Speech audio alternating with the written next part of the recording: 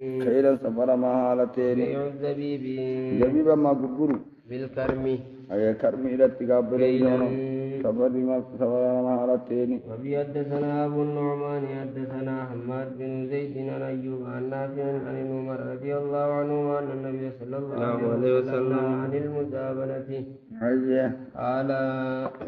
المزابنة أن يبيع الثمر بكيل أي غرغرو تقابل بكيل سفر يا سفر إلاتين إن زاد يويد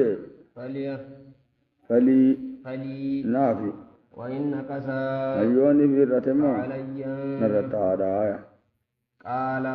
قال نجد حدثني زيد بن ثابت أن النبي صلى الله عليه عليه وسلم وسلم في العرايا أيام وقت بتيا شتاء الرارا خيست بخرسها أيجها جمدي سيراتيني باب بيع الشعير بالشعير غربو غرغرو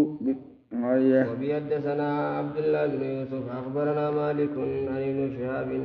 عن مالك بن أوس أخبره أنه التمس صرفا ب100 دينار أنا تقبل من الدرهم بيع درهم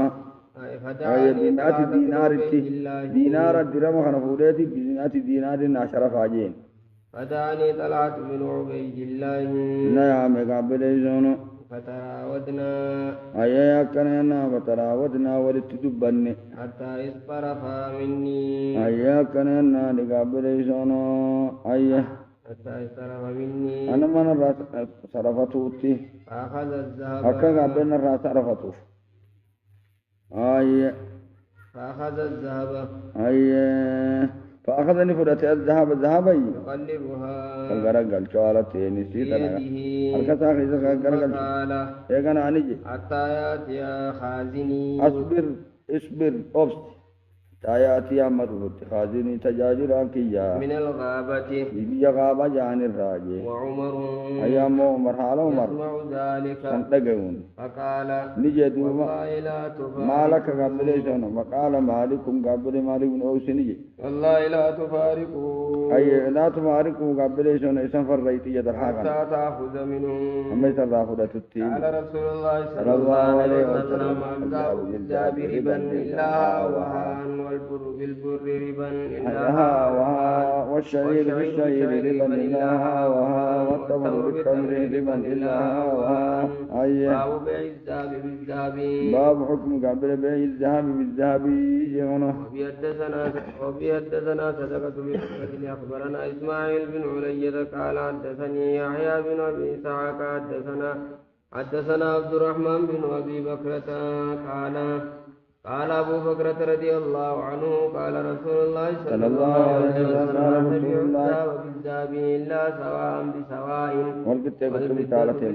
إلا سواء بسواء على كونه ما قبل زونه وبيع الذهب بالفضة والفضة بالذهب كيف شئتم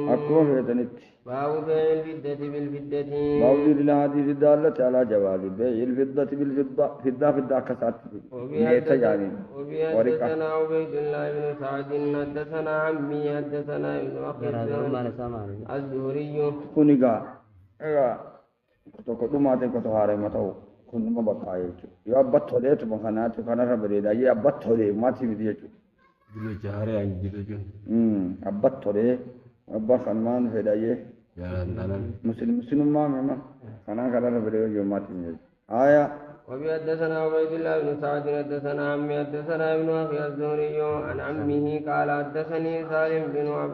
عبد الله بن عمر رضي الله عنه أن أبا سعيد الخدري حدثه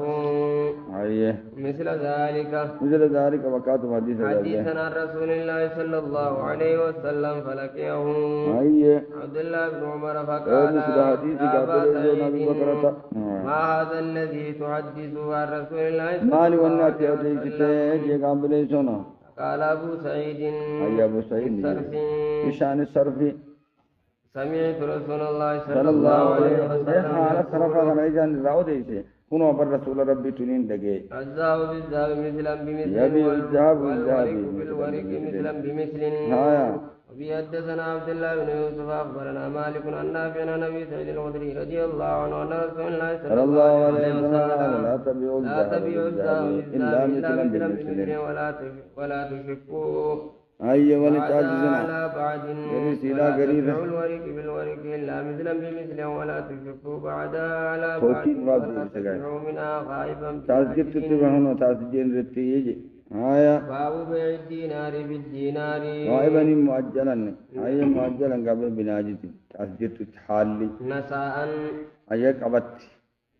وبيحدثنا علي بن عبد الله حدثنا أي كما حالتين كما قد ما حالتين جريج قال أخبرني عمر بن دينار أن أبا صالح أي الزيات أخبره أنه سمع أبا سعيد الخدري رضي الله عنه يقول الدينار بالدينار والدرهم بالدرهم فقلت له سانين جيل إن ابن عباس لا يقول أكو خننجويا فقال أبو سعيد سألته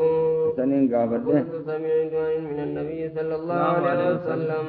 يا ووجدته في كتاب الله قال أيان كل يجوا ذلك لا أقول أن وانجو وأنتم أعلم برسول الله صلى الله عليه وسلم مني إسيني توني سنة ربيعها ولكن أخبرني أسامة أن النبي صلى الله عليه وسلم قال لا ربا ربان انجرو إلا في النسيئة وان قبا قد ما تيخي ستي مليج باب بيع الورق بالذهب باب بيع باب حكم قابل بيع الورق بالذهب نسيئة جيشورا قبت على تاتيني قبا ما كفينة ونو ينقص قسامي ربان كي ستجيرو يجو أيه باب بيع المزابنة باب بيع المزابنة وهي بيع الثمر بالثمر وهي اسم مزابنات قابل ميدان غرغرودا بالتمر غوغوغا لا فجرت وبيع الزبيب خمر بالتمر غاني نه غوغوغا يتو سمري ميدان كاتري ارارو اسل نخري رغيرو ايه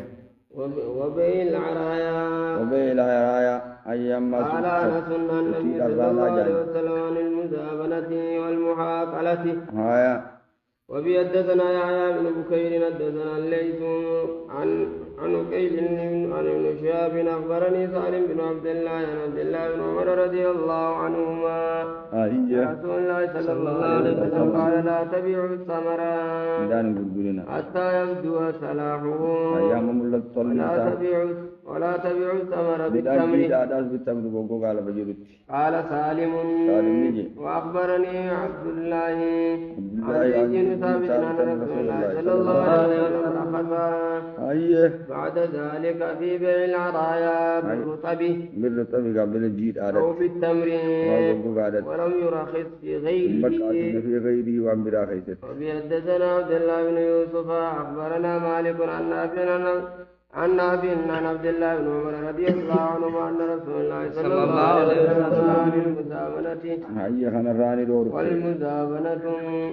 بيع الثمر بالتمر كيلا وبيع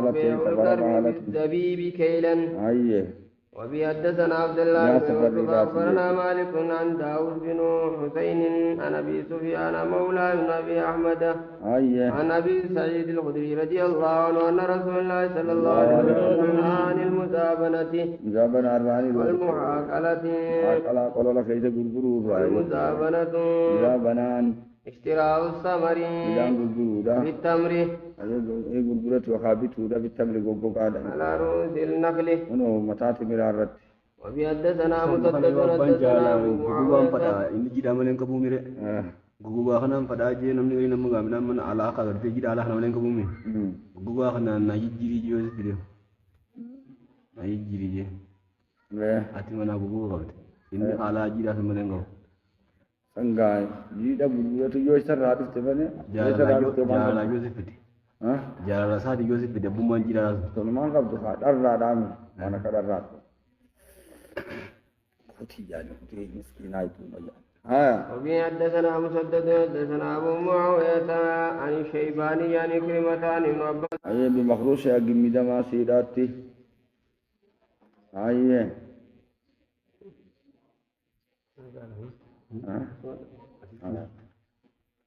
أيه مختبر دار لقد دار جيرا ولي كبا